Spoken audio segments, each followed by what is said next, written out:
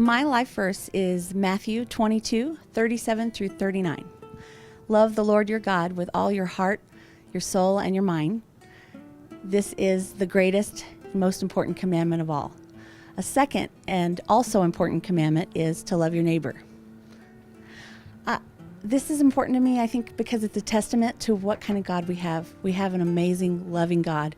He's not a God of anger or revenge or jealousy. He is a loving, loving God.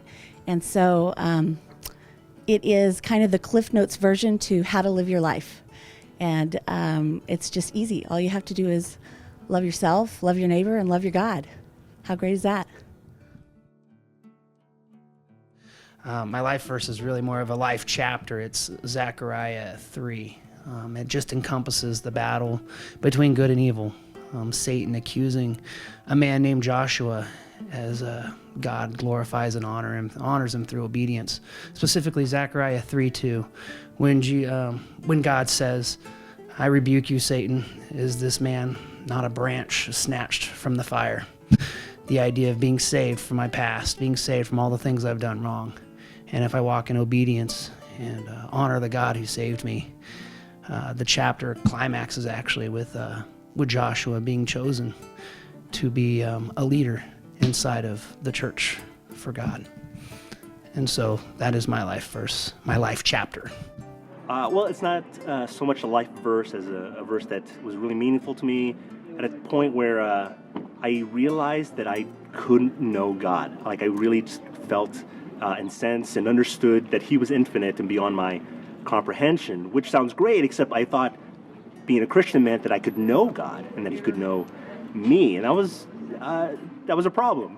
But then I remembered in John, He says, "No one has ever seen the Father, but the only begotten. He has explained Him." So now, whenever I start to feel distant from God, when He feels, too holy in a sense,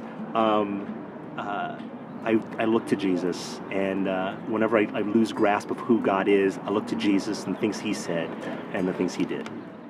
My life verse is 1 John 3:18. Dear children, let's not merely say that we love each other. Let us show the truth by our actions. And that verse has been really important to me because it shows to me that talk is cheap, that this whole Christian lifestyle is a lifestyle of action. I like to think that when you look at my life, you can connect that verse with me, and it's the thing that gets me out of bed in the morning, and it's the thing that drives me through each day. I would say my favorite verse is Ephesians 1:4-6. Long ago, even before He made the world, God loved us and chose us in Christ to be holy and without fault in His eyes.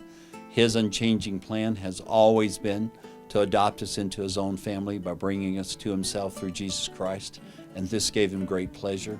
And the fact that God loved me and chose me and wanted to adopt me into His own family even before He made the world is amazing, but what's even more amazing on top of this is that He gets great pleasure from that. I think that's pretty exciting.